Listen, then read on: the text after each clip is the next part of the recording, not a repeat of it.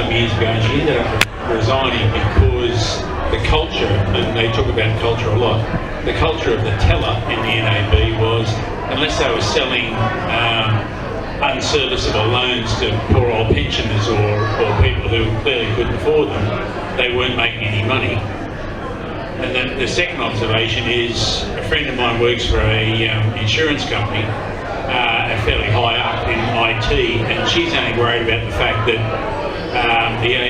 preparing for the Royal Commission was taking up a lot of time that could otherwise have been used to presumably make more money. So I have a huge problem with how we're going to change the culture when the culture is dependent upon a base salary plus, whatever you can rip off a consumer for. And the other observation is this afternoon when the Royal Commission's interim report came out, the bank share price went up, so they're obviously not too worried. Yes, is that working? Yep.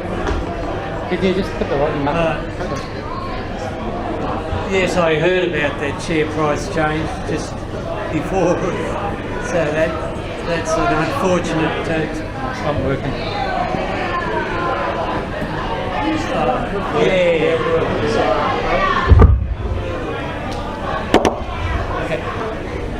Just regarding your a friend in the NAB, you said the pressure to sell.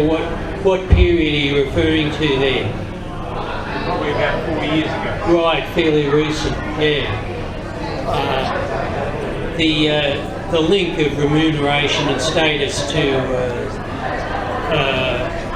hard sell seems to have got more and more strong in the last 20 years. It does begin in the 80s with the NAB in terms of go out and sell.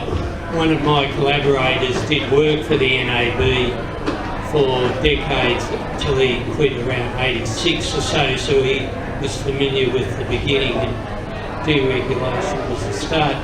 Yeah, so some of the heavies were talking a lot about culture a year or so ago, like Medcraft of ASIC, but again it's kind of talk. It's true, you have to change the culture, but to me, if the raw material, firstly divesting from wealth management, insurance, so that they just can't cross-sell anymore, will reduce some of the problem.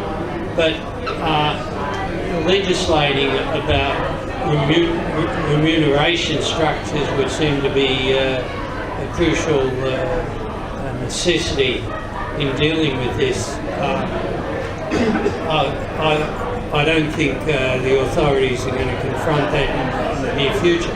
But beyond all that, it's the structure of banks' operations which facilitate this abuse and this structural asymmetry between the lender and the borrower. And I don't see how you can change that. And ultimately, this is where professionalism comes into play. That when you get this asymmetry, that's where you require a professional with competence and integrity. It's the same, comparable in medicine. And so if a doctor is engaged in unsatisfactory practices, he or she is struck off. If they're killing people or doing things which lead to systemic ill health. But this is what banking was pre-deregulation. Post-deregulation, they still have the formal label of professionalism, but the substance has disappeared. And this is a large part of the weakness of the suffering incurred, of the asymmetry of power by the victims. Perennially I've heard from victims, we trusted them because they were professionals. Trust. And we just couldn't believe it when what they did to us. So there's still that inherited from their parents or something when they had a different relationship, and they're gobsmacked, but then they've lost everything. So a whole generation of people who had that trust, and it's been vanquished. So, as I said, I don't know how you resolve that problem when there's a fundamental asymmetry in the nature of banking itself. But getting rid of remuneration structures that push it would be a good step. Sorry to go. So, next question, Gabs. Hi, Jeff. Thank you very much for your talk this evening.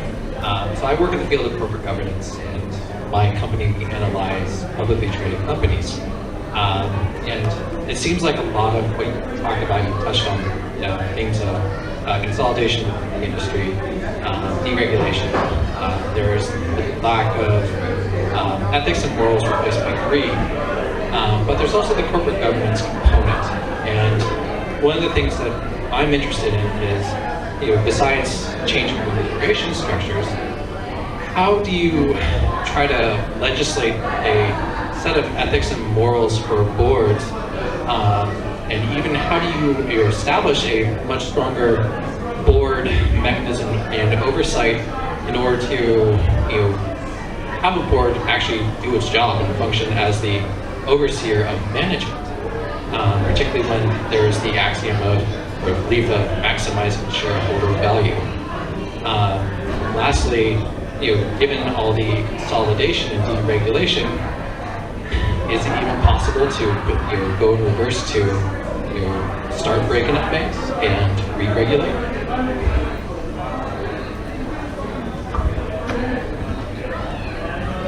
On corporate governance, I'm weak on this, and there's a huge amount of talk in business schools, but a lot of it seems to me to be hot air. If they abolish business schools, I think it would be a good thing. And as for those courses on business ethics, but as for boards, what do boards do? I'm an outsider in this respect, but clearly in the banking sector, board members draw their pay and do nothing. What do boards do? They have no impact on dealing with this adverse culture. When NAB had its crisis in 2003 of the foreign currency trading desk, the board chairman sacked the CEO, Frank Cicuto, and then the board's chairman fell on his sword. But after that, nothing happened in the NAB, nothing whatsoever. They engaged in a massive public relations exercise, and the corruption continued unabated. So there was, you would know more about this than me, but maybe was it 5 or 10 years ago, there was some question of making directors liable for the malpractice, but then it was put in the too hard basket and got rid of. But at the moment, the revolving door and the mateship amongst board directors seems to be, so that's a systemic problem which they move around. They earn an extra bit of income, but nothing happens. So, I've got no answer to that.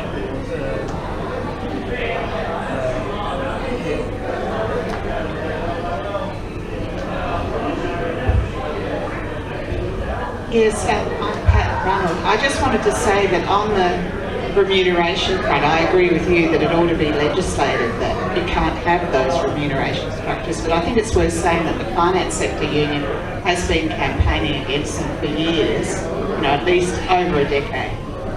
They've been raising this at every collective bargaining round. They don't want to have these sorts of incentives. And I really think that you need a combination of legislative safeguards against that sort of thing, but you also need a strong union and employees who are organised enough to be able to have some bargaining power. And that's the other thing about the banks, that since deregulation in particular, they have really tried to de-unionise, resisted collective bargaining, and generally behaved like sort of industrial relations cowboys. So I think that's another element of the puzzle that needs to be addressed in terms of regulating that industry and making sure that that unions have a place in the industry, and that the remuneration structures are proper remuneration, proper pay, proper conditions, and not reliant on all this cross-selling and so on. I suppose that's a speech. I'd like to hear your comment. Yeah, I have nothing to say. I agree totally with what Pat has said, and it's an issue which has had no coverage in the media at all. The industrial relations quote-unquote reporters are thin on the ground, and they're flat out covering exploitation everywhere. Just on the previous person who said maybe divesting banks, that one of the reasons I think the banks went to grab all these other sectors or other spheres in the finance sector was that it's a small country, it's a limited, just a very small population. You've got the big four, they were trying overseas, running into all kinds of problems, and so they face that fundamental limit on growth, and so this was an outlet for them. But again, they didn't develop that expertise or foster that specific expertise. So I don't give a damn if they're divesting they're forced to get small again, learn how to deal with their so-called core competency, quote unquote, of banking. There's a more fundamental issue that all the banks were originally trading banks, and that is a very specialist, narrowly focused institution. Short-term lending, overdrafts, short-term deposits, savings, etc. And then there is these range of other institutions, savings banks, which did housing loans with building societies, with pastoral companies. So in a sense, this is a bit brutal, current institutions are not fit for any purpose. And they perennially hand out facilities or impose facilities on borrowers, especially for small business and farmers, that are fundamentally not fit for purpose. This was a key problem of the structural asymmetry I referred to earlier, that small business and farmers need long-term loans. These banks still generate most of their funding via deposits or loans, which are short term. So there's a fundamental structural asymmetry there, and this has always been a problem with business banking, that businesses need long-term secure relationships. Small business and farmers don't have equity, and that's why you've always needed specialist institutions for small business and farmers. Occasionally you get them. But in England it was known in the 30s as the Macmillan Gap. Well, we'll always have a Macmillan Gap, and these days the problem is that there's nobody in the bureaucracy or in government, as I said, no memory, have got the faintest idea that this is a problem. So there is the most fundamental level.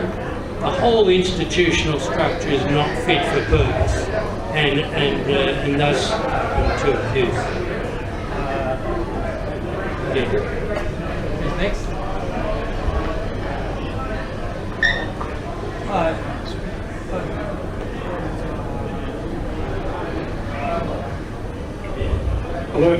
is that up? Yes.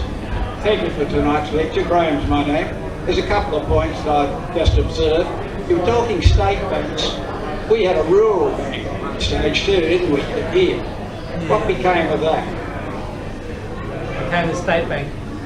Yeah, it became the State Bank of New South Wales, which Became what? got into trouble and was bought by, and Peter was just saying, Carr sold it to Colonial, the demutualised Colonial, and then the CBA bought Colonial a decade later. So, Right, thanks for that. The next point is, you expressed problems with putting CEOs or chairmen in jail. The Nuremberg trials solved that problem fairly satisfactorily. Can we learn anything from that? And by the same token as just the CEOs, etc., boards are as vulnerable as or as susceptible to under the carpet actions as anybody else. I mean, the ABC at the moment is a classic case of what's going on. And so, you know, where do we go? The NAB, who was one of your favourites, obviously had that, what was the chairman's name? Was he Stewart? Somebody Stewart that went back to England? CEO. Still, he CEO. was put in after the foreign currency trading. He was an idiot. Yeah, and you know, I think the present chairman of the rugby union was an ex-NAB boss. Cameron Crine, he saw the writing on the wall. He presided over nasty stuff. He got out before he could be pursued for crime. Right. So He was a rugger bugger from New Zealand, and you shouldn't put well, rugger buggers. we've had a few New Zealand bankers come across here, and they all do well. And then Ralph Norris as well, he did very well. Millions got a knighthood, but he's equally corrupt. And then they're back to the long white cloud. So, but and the other thing is the observation of the human genome. If the medics can get to solve the problem of greed and money in the human genome, they'll probably not all of us a great favour. Do you think so?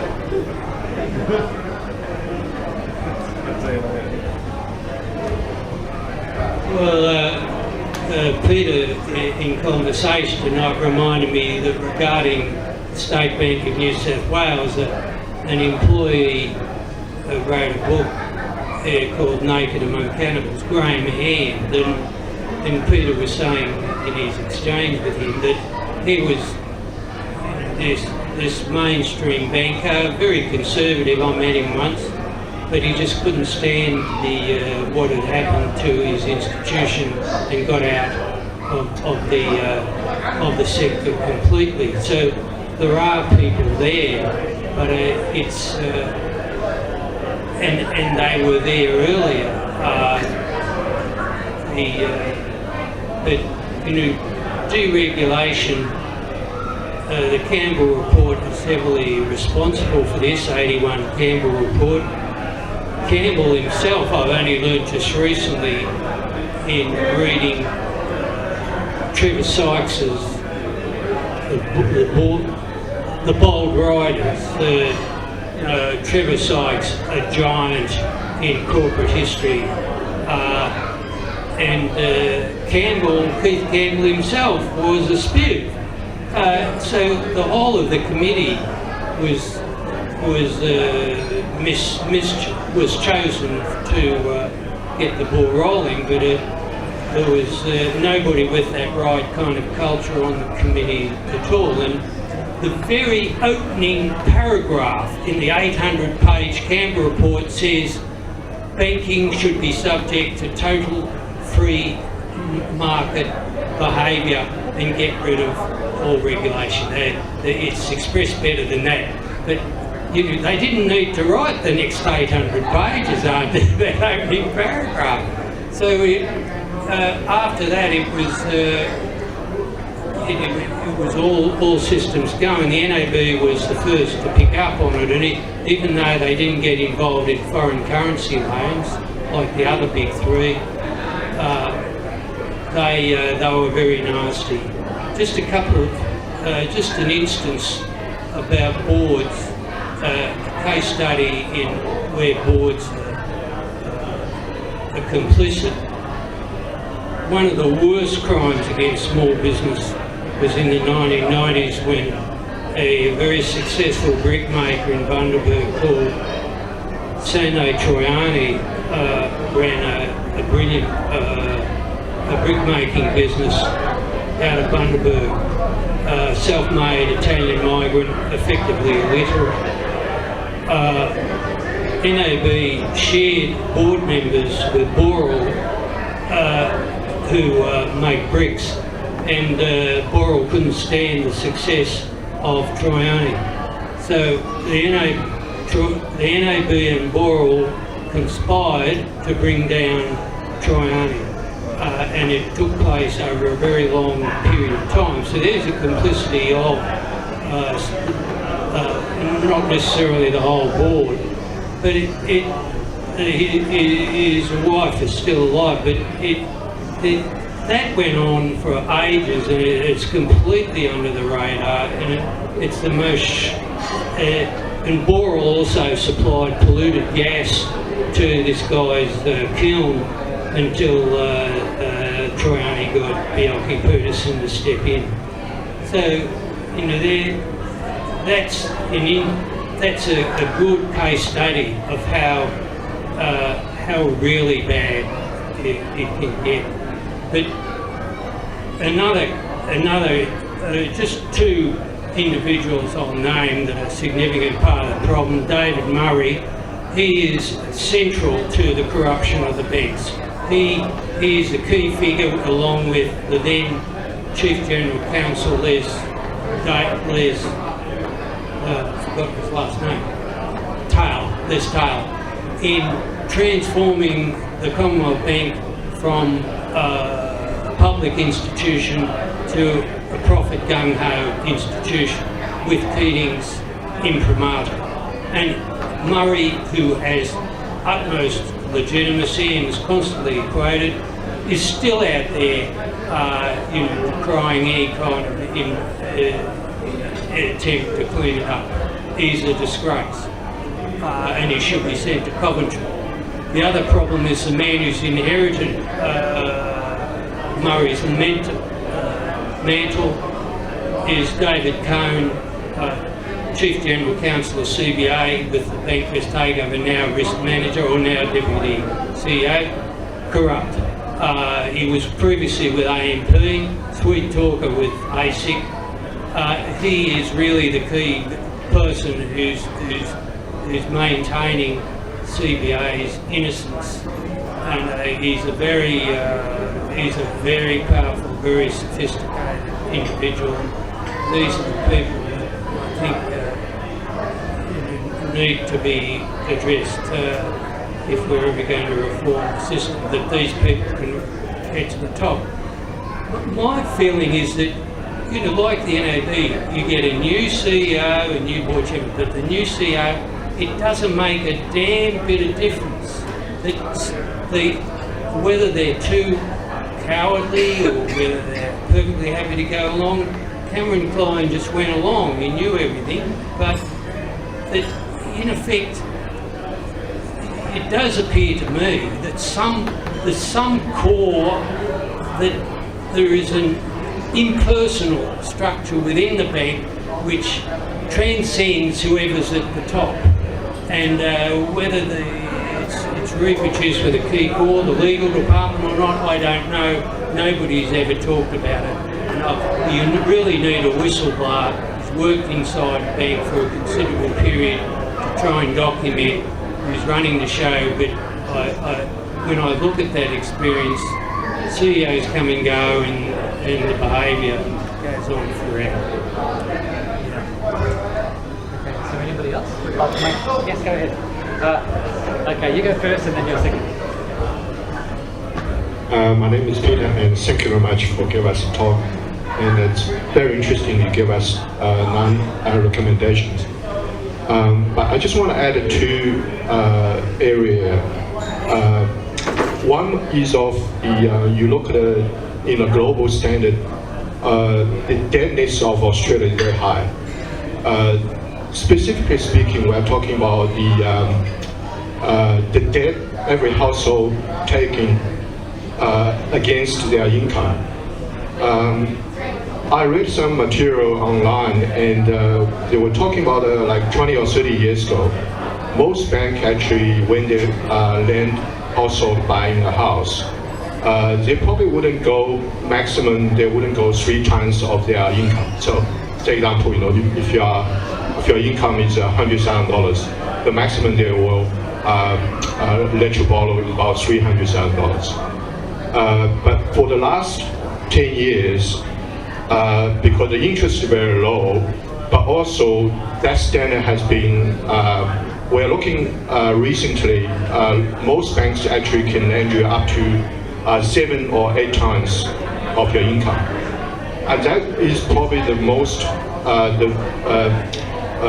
when you're talking about housing bubble, one of the reasons is the interest rate, but the also is the lending standard.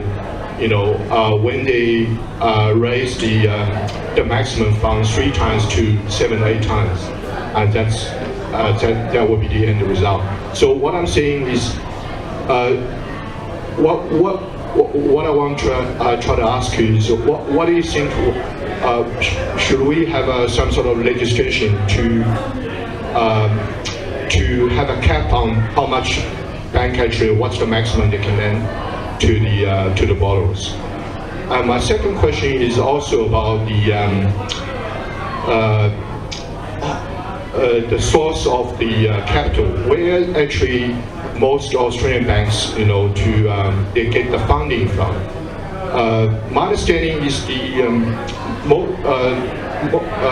most of these 4 banks, they source a lot of funds from overseas. And the reason is, used to be after the GFC, there's a huge gap between the Australian interest rate and the overseas interest rate. So Australia says 4%, but in the United States it could be 0 or 1%, or they can go to Japan 0%. But the problem now is, when you have that kind of situation, of course the banks, it's a very profitable proposition for them to go overseas. But the problem is recently, Australia actually, the rate will remain very low, and our economy is very weak, and we're not going to raise rate for the next 2 years. But you look at the American rate already, the United States already raised their rate. So we're talking about already, there's the difference already widens. And that problem is created, but also Australian banks are using short-term capital to fund house loan, which is about 30 years. So they borrow like 3 years money, and after 3 years they have to borrow again. But then they lend the people for 30 years. So that creates a risk. If that interest rate widening, the cost of funding will be a lot higher. That means even the central bank in Australia keep the rate very low, or even reducing the rate. The banks, they cannot, in the end, they actually cannot afford to reduce the rate. They might even have to raise the rate when you have that very widened gap between the interest rate between different countries. So that is another thing. Shall we look at it? No, shall we restrict them to how much fund they should source from overseas? Sorry, I talked very long. Thank you very much.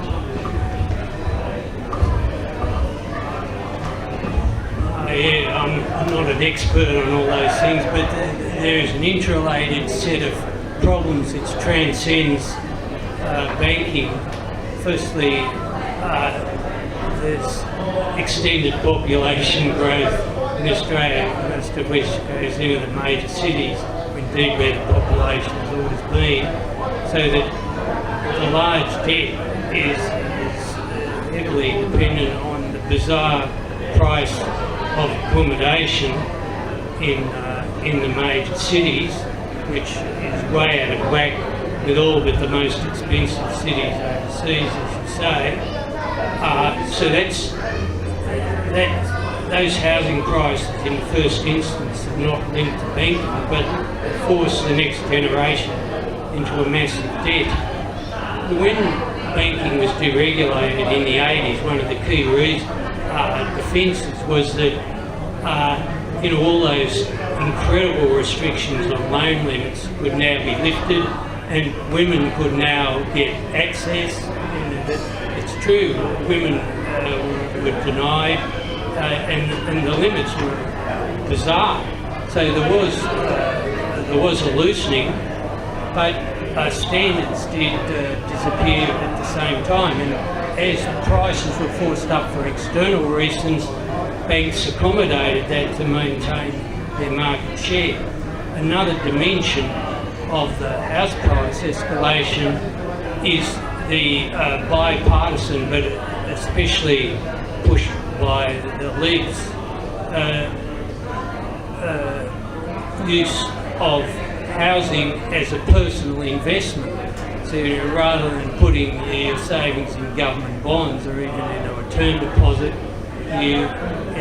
for the little guy, you put it into a house or an apartment, and with negative gearing. So house prices have been pushed up not merely by developmentalism, but by this all of this culture reinforced by negative gearing, lower capital gains tax, in which you've got this massive investment dimension in the market. And the other thing was that previously investors had to pay a high interest rate. That was abolished as well. And it's only belated the RBA's got in to try and restrict investment loans and restrict interest-only loans. So these are factors which, but the horse is bolted, but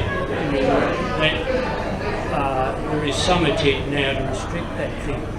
The low interest rates, now we're locked in, as you say, because the RBA wants to put up interest rates for macro stabilisation reasons to slow down the economy.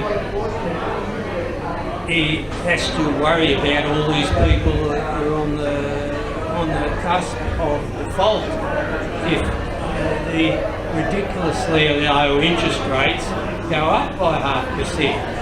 So that's an equally intolerable situation. But behind that, you face the most fundamental problem that monetary policy dependent upon interest rates is a very crude means of controlling the overall level of economic activity.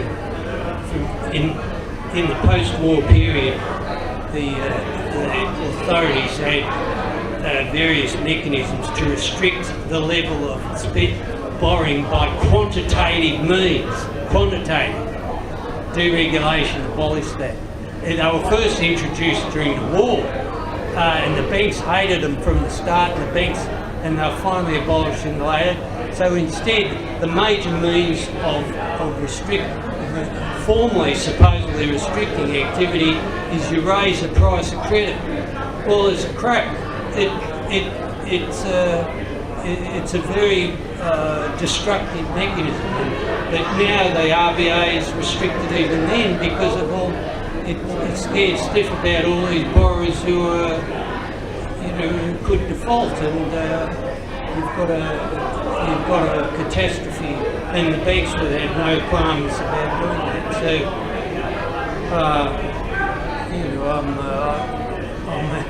I'm out of my depth there, but it's a multi-dimensional problem, and it's being addressed on the margin. But and if house prices are forced down, then those who brought in, they suffer their own problems.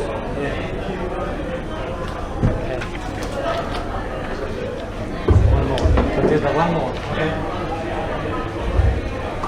So the Royal Commission obviously has released an interim report, but step back a year ago, whatever, We saw the Turnbull government at the time doing what it could to prevent a royal commission. Now that the royal commission has been in place, released an interim report, we see that the curtain has been pulled back on a series of unfortunate events, I might call it that. There's the belief that you shouldn't waste a crisis. But if you look at, for instance, the response to the GFC in the US, there were a lot of laws changed, and there's a short-term memory in terms of society, and a lot of those regulations are being rolled back. With that in mind, if there are changes resulting from the Royal Commission, in the future, how do you work to cement those regulations or changes in your regulatory procedures? But also, how do you insulate the professional bureaucracy from the instability of partisan politics in Canberra to protect, build, and nurture an effective regulatory body to maintain oversight over a long period of time?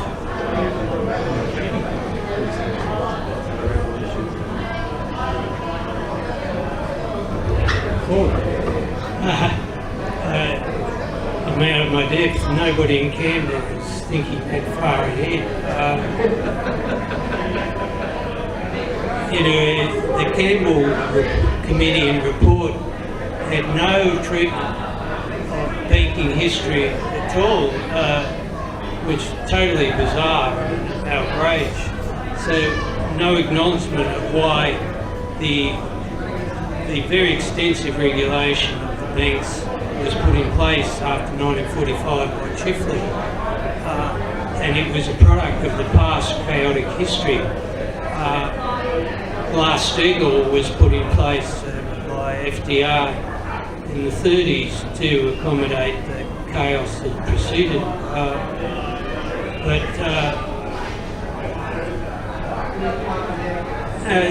By the late 70s, that post-war regulatory structure had to change, of course, but you then lacked a group of experts who could facilitate the transformation to a new regime with appropriate regulations.